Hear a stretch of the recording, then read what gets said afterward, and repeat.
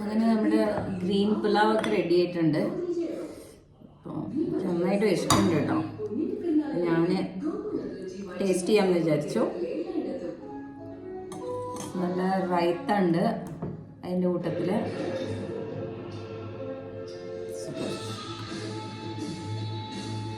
റൈത്ത കുറച്ച് onion tomato ഒക്കെ ഇട്ടിട്ടുള്ള റൈത്താണ്.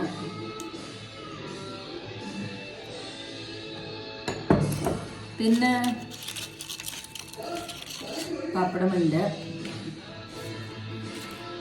പിന്നെ അതിൻ്റെ കൂട്ടത്തിൽ കുറച്ച് എഗ്ഗ് ഫ്രൈ ചെയ്തതുണ്ട്. അപ്പം ഞാനിനി കഴിച്ചു നോക്കാം. നല്ല ചൂടുണ്ട് കേട്ടോ.